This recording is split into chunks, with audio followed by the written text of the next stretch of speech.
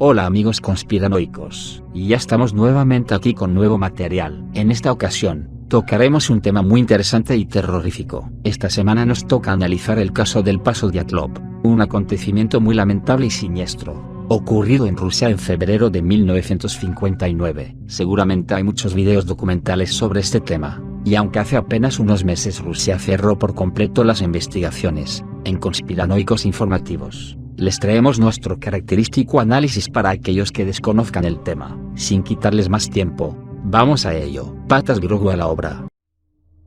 2 de febrero de 1959, 9 excursionistas aficionados al esquí acamparon en los montes Urales.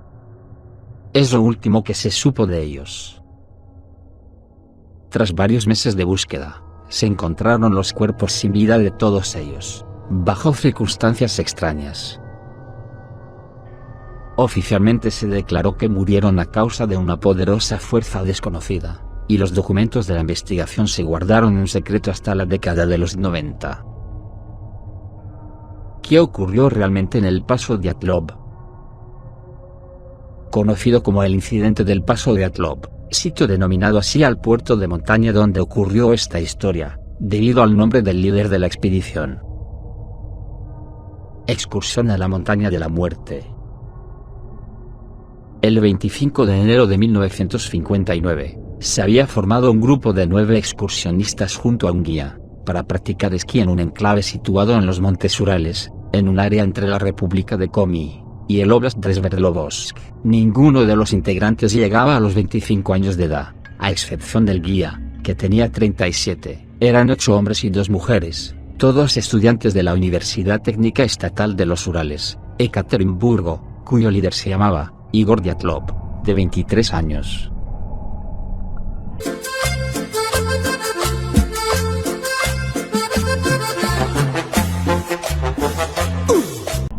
El objetivo de la expedición era llegar a Otorten, una montaña al norte del lugar, donde tendría lugar el incidente, una ruta que en las fechas elegidas, en el mes de febrero, eran de categoría 3, la más complicada y difícil. Aún así, para todo el grupo, no era esta la primera vez que realizaban este tipo de actividades. Todos tenían experiencia en rutas similares. El equipo llega ese mismo día, 25 de enero. Entrena a la ciudad de Idel, un enclave situado en el centro de la norteña provincia de Sverdlovsk. El plan era partir rumbo a Gora Otorten, una montaña con cerca de 1200 metros de altura. Supuestamente, en la lengua indígena local, el mansi, Otorten, significa, no vayas allí. Parten hasta el pueblo de Vizay, en un vehículo, para al día siguiente comenzar la marcha hacia Otorten. El 27 de enero, uno de los miembros, Yuri Yudin, da marcha atrás y se despide de la expedición a causa de una enfermedad que le causaba un fuerte dolor en el nervio ciático. Yudin sería la última persona que vería con vida a sus compañeros. Es entonces que, el grupo restante, inicia la gran caminata, los 8 jóvenes excursionistas, junto al guía.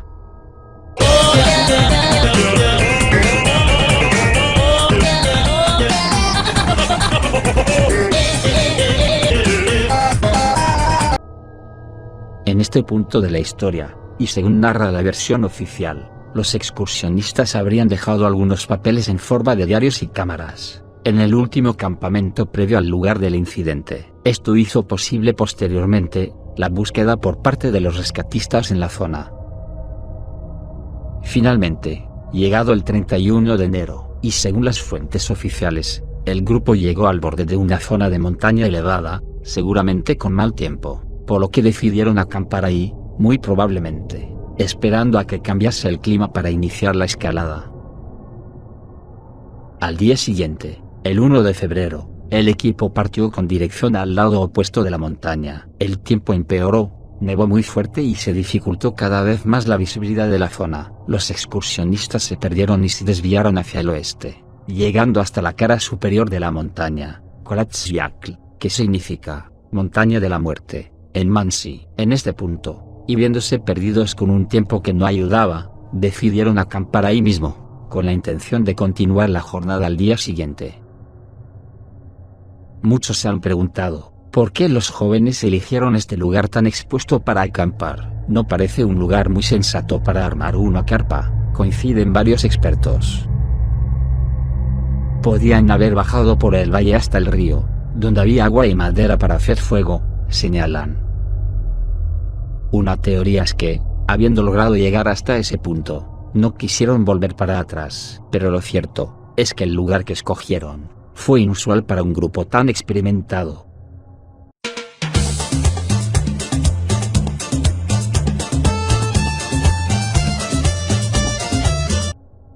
Jamás saldrían de ahí. Dyatlov, el líder del grupo, acordó enviar un telegrama al club deportivo al que pertenecían, una vez regresaran a Vizay. Según los cálculos del chico, esto sería como máximo el 12 de febrero. Al principio, a nadie le sorprendió que no regresaran en la fecha prevista. Era común que el mal tiempo causara retrasos. Transcurridos varios días después de esa fecha, el 20 de febrero, son los familiares del grupo los que dan la voz de alarma, y se inicia oficialmente la búsqueda de los excursionistas, con varios grupos de rescate, compuestos por voluntarios. Luego se sumaron fuerzas del ejército y policía local, con aviones y helicópteros. El 26 de febrero, la búsqueda da sus primeros frutos. Encuentran el campamento abandonado en la montaña de la muerte. Los jóvenes voluntarios y las fuerzas locales hallaron una carpa enterrada en la nieve, y en su interior vieron solo objetos, entre ellos varias botas de nieve y carne que había sido cortada y colocada en platos, como si los esquiadores estuvieran a punto de comer. El escenario, una tienda en muy mal estado, que según narró Mikhail Sarabin, del equipo de rescate, y dijo así: los investigadores dijeron que la tienda tenía indicios de que había sido cortada o desgarrada desde su interior, probablemente para abrirla con rapidez. Encontraron una serie de 8 o 9 pares de huellas, que llevaban hasta un bosque cercano.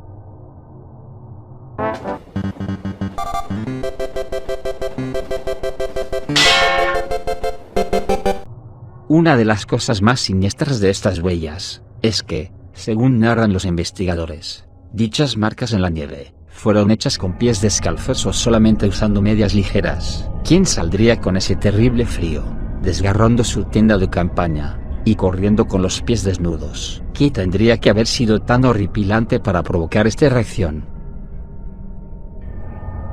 Las huellas seguían por unos metros, y luego desaparecían. Estábamos en shock, expresó un voluntario. Fue entonces cuando volvieron a la base para reportar lo hallado. Yendo en dirección al bosque, encontraron junto a un árbol lo que parecían ser los restos de una hoguera, y los 2 primeros cadáveres, ambos ataviados tan solo con ropa interior y descalzos. En el árbol, encontraron restos de sangre, razón por la que se determinó que ambos excursionistas habían intentado trepar el árbol. Se determinó que ambos murieron de hipotermia y congelación. La búsqueda continuó, y fue entonces cuando encontraron otros 3 cadáveres, casi en la misma zona, a una distancia de no más de 600 metros del árbol donde yacían los 2 primeros fallecidos. Uno de los cuerpos que encontraron era el líder, Igor Dyatlov, con una rama en una mano, y en una postura extraña, la cual indicaba que se estaba defendiendo o protegiendo de algo. El otro cadáver tenía una fisura en el cráneo, lo que parecía haber sido provocado por un contundente golpe. En cualquier caso, no fue esta la causa de la muerte. Más adelante se determinó que fue la hipotermia lo que les arrebató la vida. El tercer cadáver era de una de las chicas. En este caso, la investigación detallaba un cuerpo con un tono corporal extraño. Parecía haber recibido un golpe en un costado y carecía de su lengua. La hipótesis sugiere que los 3 trataban de volver a la tienda de campaña.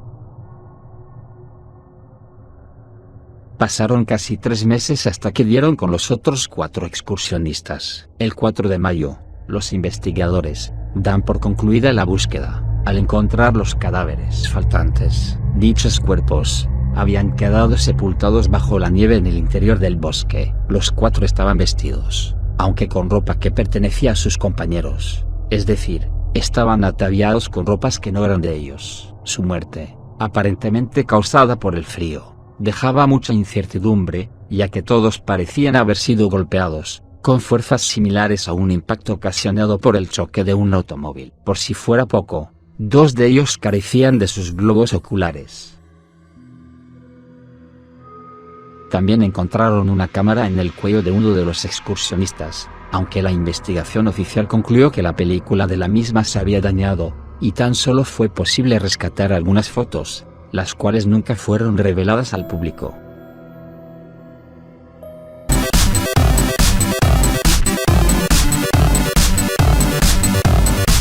Después de hallar los últimos 4 cadáveres, se abrió la investigación para hallar las causas de la muerte. En este punto, vamos a repasar lo que encontraron en las labores de búsqueda. Los 8 cadáveres de los excursionistas y el guía. Todos a una distancia entre sí de no más de 600 metros. Algunos sin ropa, otros medio vestidos o con la ropa de otros, a unas temperaturas estimadas de entre -15 y -30 grados Fahrenheit. En principio, se cree que la causa de muerte fue por hipotermia, aunque muchos yacían con heridas evidentes. Una tienda vacía y aparentemente desgarrada desde el interior, sin indicios de haber sido aplastada por una avalancha o algo similar. 8 o 9 pares de huellas que los llevaron hasta los cadáveres. Una cámara en mal estado, con fotografías irrecuperables. Así da comienzo la investigación judicial del caso, donde se concluye que los primeros cuerpos habían muerto por hipotermia. En cambio, los 4 cuerpos encontrados en mayo causaron más confusión. El examen llevado a cabo por el Dr. Boris Borodzenny halló que 3 de ellos tenían lesiones mortales. Uno tenía daños importantes en el cráneo, a una de las chicas le faltaban costillas, la lengua y tenía fracturado el cuello, además de encontrarse altos índices de radioactividad en su ropa. Al tercero, le encontraron fracturas en el pecho y le faltaban algunos dientes. En líneas generales, todos presentaban lesiones mortales, aunque con un pequeño matiz, se trataba de lesiones en su mayoría internas, y en cualquier caso, no parecía que hubiera existido algún tipo de pelea o lucha física. Así se llega a uno de los veredictos más insólitos de cuantos se recuerden. La investigación oficial concluye que todos los miembros del grupo murieron a causa de una poderosa fuerza desconocida. No solo eso, el caso se archivó y se mantuvo en el más absoluto de los secretos, hasta la década de los 90, momento en el que volvió a estar disponible y, para sorpresa de muchos, faltaron bastantes páginas y fotografías de la investigación. Desde el Yeti o monstruo de las nieves, hasta la aparición de extrañas esferas anaranjadas en el cielo la misma noche de las muertes, aliens, infrasonidos, fuerzas malignas, cohetes de prueba soviéticos que causan locura. Estas, y otras descabelladas teorías, han conformado una auténtica Biblia del más allá, en cuanto a lo ocurrido esa noche de febrero de 1959. Una de las primeras teorías surgió en cuanto comenzó la investigación. Se sugirió que la muerte de los excursionistas fue ocasionada por el ataque de indígenas del pueblo Mansi. Sin embargo, según los estudios forenses, los 3 jóvenes con lesiones mortales no presentaban heridas causadas por lucha cuerpo a cuerpo. Además, no había huellas ni rastros de más personas. Otra teoría surgió a través de un hombre llamado Yuri, un hombre que vive en Ekaterimburgo, y ha estado obsesionado con el caso toda su vida. Piensa que quizás los jóvenes murieron como consecuencia de un experimento, y que la forma en la que fueron hallados fue escenificada para tapar lo sucedido. El hombre le dijo a la cadena BBC, que vio los cuerpos de las víctimas, y que le llamó la atención que tenían las caras de color anaranjado. En 1990, cuando la Unión Soviética empezó a resquebrajarse, el primer investigador del caso, Lev Ivanov, reveló a un diario que durante su trabajo había recogido varios testimonios de personas que habían visto bolas de fuego en el cielo. Dijo que se le había ordenado clasificar sus hallazgos y olvidar el tema. En una entrevista, Ivanov les pidió disculpas a los familiares de las víctimas por haber tapado lo que ocurrió. Un investigador privado, que tuvo acceso a los documentos de Ivanov tras su muerte, le dijo a la BBC que los primeros post-mortem habían revelado la presencia de radiación en la ropa de las víctimas. También señaló que agentes de la KGB, la agencia de inteligencia soviética, habían participado de los exámenes, y que estaban preparados para evitar la contaminación radioactiva. Por otra parte, señaló que se habían hallado varios animales muertos en la zona donde se encontró a los estudiantes, y dijo que se prohibió la caza y el uso de agua en esa zona por 4 años, dato que fue confirmado por la comunidad Mansi. Desde el punto de vista científico, lo cierto es que aún hoy no hay una explicación certera que haya resuelto todas las claves. En el año 2012, International Science Times postulaba que la muerte de los excursionistas fue por hipotermia, lo que a su vez podía inducir a un comportamiento conocido como paradoxical undressing, donde los sujetos se pueden llegar a quitar la ropa, en respuesta a las sensaciones percibidas de un calor que aparentemente quema, es decir, un tipo de locura temporal. Esta teoría vendría a complementar una de las más aceptadas. Esa noche, los jóvenes advirtieron algún peligro, quizá una avalancha, o eso pensaron, y salieron rápidamente de la caseta. Que otros tuvieran parte de las ropas de sus compañeros podría deberse a que habrían muerto más tarde, y aprovecharon las telas para resguardarse del mal tiempo. Faltaría saber la razón de esa pérdida de extremidades en algunos excursionistas. Quizá podría deberse a la aparición posterior de animales y, sobre todo, la causa por la que los documentos se mantuvieran en secreto tanto tiempo, con la posterior falta de datos. Un hecho que incrementa las teorías de que el gobierno quiso tapar algún error o participación que se desconoce. Finalmente, esa radiación a la que se hacía alusión en las ropas, tampoco tiene explicación. Y finalmente, falta la única persona del grupo que se salvó del trágico incidente, Yuri Yudin. Él fue el joven que tuvo que dar marcha atrás al viaje, debido a sus fuertes dolores. El joven siempre pensó que tras las muertes, estaban los militares soviéticos, responsables de alguna manera de lo ocurrido. En el año 2012, y durante una entrevista, dijo recordar cómo le habían pedido identificar todo lo encontrado en la escena. Yudin contó que encontró una ropa de apariencia militar, que no pertenecía al grupo, lo que le hizo sospechar de que es posible que antes de los grupos de rescate, otros estuvieran ahí. También dijo recordar que las autoridades parecían estar más interesadas en la razón por la que estaban ahí, que la propia causa de las muertes. Yudin dijo alguna vez: si tuviera la oportunidad de pedirle a Dios una sola pregunta, sería esta: ¿qué le pasó realmente a mis amigos aquella noche? Un año después, moriría el último de los 10 excursionistas de este trágico incidente. Yuri Yudin falleció el 27 de abril del 2013, a los 75 años de edad.